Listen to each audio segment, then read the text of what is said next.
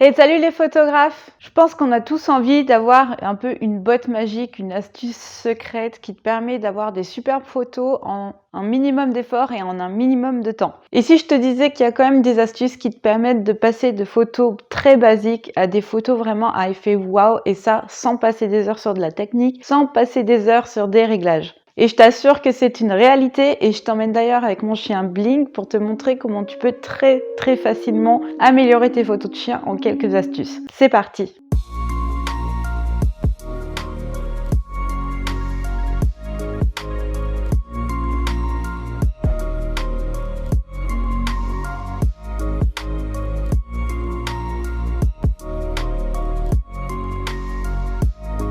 Salut les photographes et bienvenue sur la chaîne La Patte sur l'objectif, la chaîne où on parle de photographie animalière, chats, chiens et chevaux. Alors dans le cadre de cette vidéo, je suis partie avec mon chien Blink, alors avec l'aide de mon chéri parce que c'est un peu compliqué sinon de le gérer. Et donc je vais te montrer dans la pratique toutes les astuces dont je vais te parler aujourd'hui. Une première astuce, c'est de ne pas avoir d'éléments qui viennent couper derrière la tête du chien. En fait, en termes de composition, c'est vraiment ça qui va venir améliorer très facilement tes photos. Et une de ces règles, c'est vraiment de faire attention à ce qui passe derrière la tête de ton animal. C'est quelque chose que je répète souvent si tu regardes les débriefs des photos de défis du mois, c'est qu'il y a des éléments qui viennent couper l'animal et souvent c'est pas très joli. Et c'est vrai que moi aussi je l'entendais beaucoup avant et je le comprenais pas forcément, mais vraiment fais le test. Tu fais une photo avec des éléments qui viennent couper derrière et d'autres où c'est très épuré et ça change vraiment tout. Ça inclut donc d'enlever les petites branches, de faire attention s'il y a un arbre derrière, de se décaler pour pas avoir une ligne d'arbre juste derrière l'animal, etc., etc. Et je te montre tout de suite un exemple avec une photo qui coupe mon chien et une photo qui ne coupe pas et tu verras laquelle tu préfères.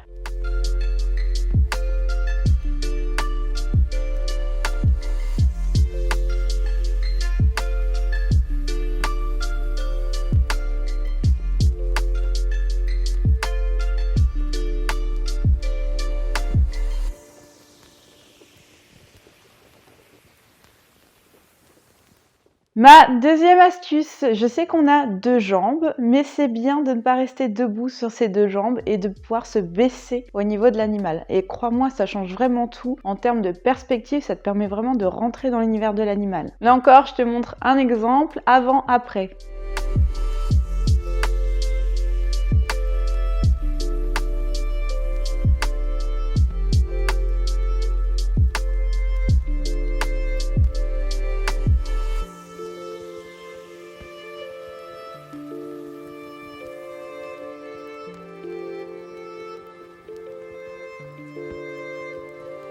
Autre astuce, souvent en portrait, on aime bien avoir un joli arrière-plan. Et pour ça, je te conseille de te rapprocher de ton sujet. Si tu te mets trop loin de ton sujet, tu vas avoir plus d'éléments en arrière-plan et donc plus de risques aussi d'avoir des éléments perturbateurs. Mais en plus, plus tu vas te rapprocher et plus tu auras un joli flou d'arrière-plan.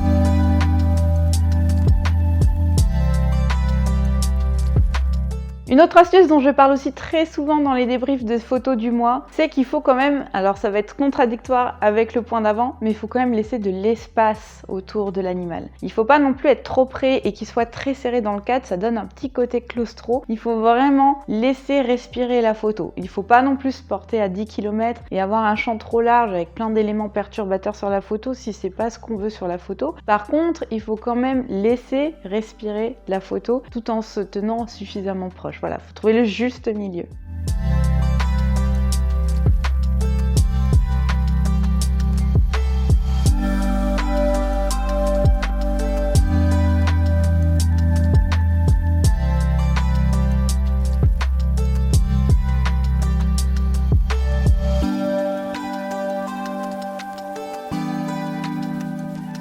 Une autre astuce sur la position du chien. Souvent, c'est pas très flatteur d'avoir un chien complètement de profil, c'est pas là que c'est le plus joli. Et pareil, si tu l'as complètement de face, c'est pas non plus là que c'est le plus joli. L'idéal, c'est d'avoir l'animal un peu de 3/4 et là, ça donne vraiment quelque chose de sympa.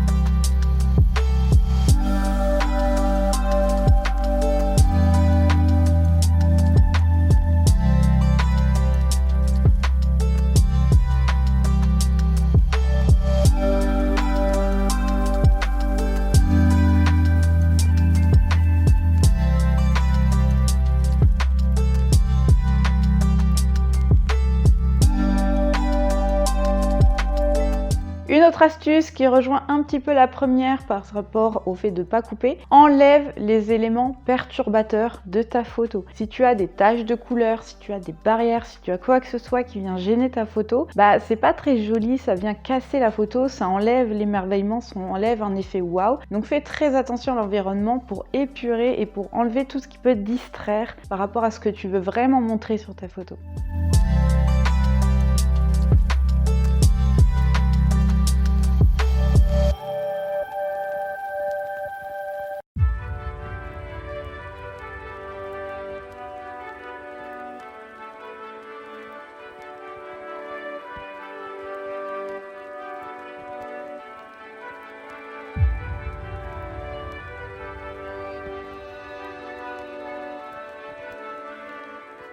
Une astuce beaucoup plus technique cette fois, utilise un seul collimateur pour ta mise au point parce que tu seras beaucoup plus précis, tu vas éviter des flous. Donc c'est vraiment un conseil que je te donne surtout en animalier, en photographie canine. Essaye d'utiliser un seul collimateur pour vraiment bien cibler l'endroit où tu fais ta mise au point. Si tu sais pas de quoi je parle en parlant de collimateur, je te renvoie à ma vidéo sur la mise au point. Et sinon tu as aussi un livre gratuit que tu peux télécharger sur le site lapattesurlobjectif.com, dans lequel je t'explique vraiment en détail la mise au point avec des schémas explicatifs et des exercices à faire pour t'entraîner. Une autre astuce, essaye de composer directement dès la prise de vue. Je sais que c'est la facilité de se dire « Oh, c'est pas grave, il y a une poubelle, il y a un poteau, il y a un machin, je verrai après sur l'ordinateur ce que ça donne. » Il vaut mieux essayer vraiment de sortir une photo parfaite dès la prise de vue. Je sais que maintenant, avec les logiciels, c'est très facile de faire plein de choses, mais c'est quand même bien de réfléchir à sa photo tout de suite maintenant et d'essayer de faire son maximum pour sortir une superbe photo directement en sortie de boîtier. Une nouvelle astuce, utilise les éléments de ton environnement pour faire des lignes. Ça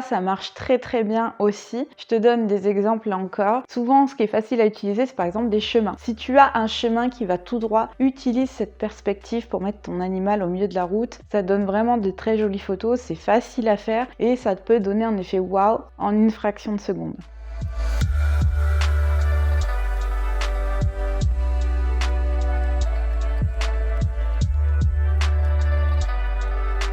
Une autre astuce, c'est d'attendre la bonne position du chien, la bonne attitude. Ça peut prendre du temps et notamment sur ma balade avec Blink, t'as vu que voilà, il courait partout, il était tout content d'être là et du coup il avait un peu chaud et il a la langue qui pend et on avait oublié la gamelle d'eau et l'eau dans la voiture évidemment. Donc des fois il faut user de petites astuces pour lui faire fermer la bouche, avoir une jolie attitude du chien. Ça peut être de l'appeler, de siffler, de jeter des petits cailloux, de jeter des friandises. N'oubliez pas non plus d'emmener à boire et de faire boire votre chien parce que c'est comme ça aussi que vous allez le désaltérer et du coup venir, on va dire, atténuer l'effet langue pendante.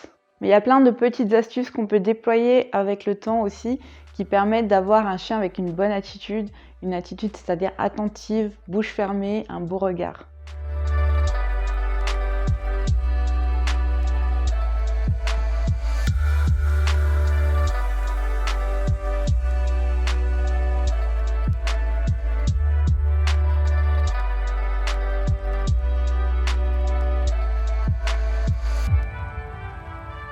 Et voilà, c'est déjà tout pour cette vidéo. J'espère qu'elle t'a plu.